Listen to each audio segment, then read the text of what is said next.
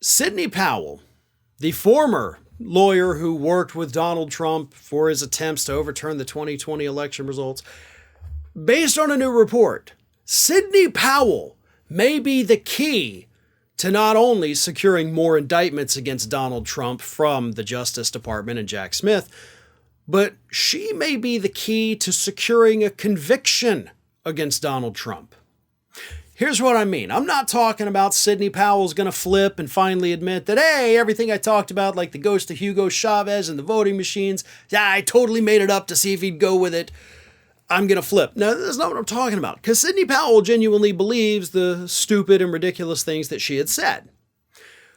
What I'm talking about is a new report from Rolling Stone that suggests that Jack Smith is now looking into reports of members of the Trump administration who have said that Donald Trump openly mocked Sidney Powell's ridiculous election fraud claims and dismissed them because even he thought they were far-fetched.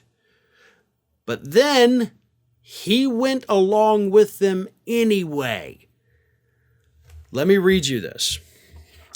The special counsel's continuing interest in incidents where Trump either seemed to know or was told by his own aides that his election conspiracy theories were baseless suggests that prosecutors are likely preparing to demonstrate that Trump's attempts to overturn the election weren't the result of a reasonable or good faith belief in conspiracy theories, but instead willful disregard of the facts.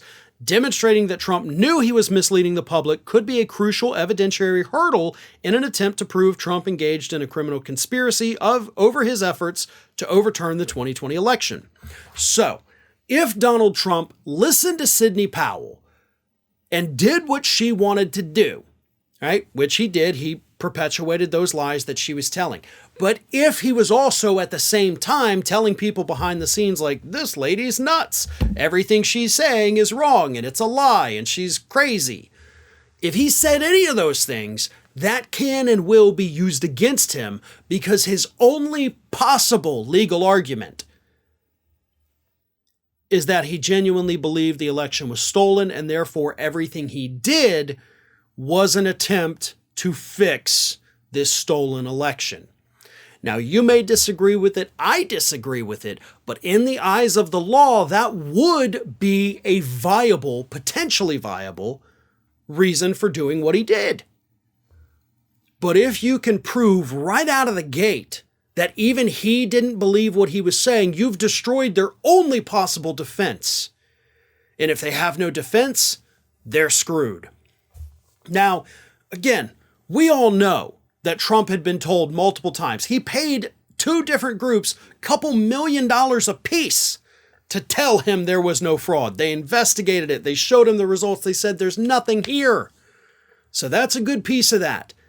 But if we can also get former staffers, former lawyers even, to go on record as saying, oh yeah, he was talking about it all the time, how stupid it was, but he did it anyway, then you've done everything you pretty much can do to try to secure that conviction. I'm not saying it's a guarantee you're going to get the conviction, but you will have done an amazing job as a prosecutor dismantling the defense's defense before they even get a chance to use it.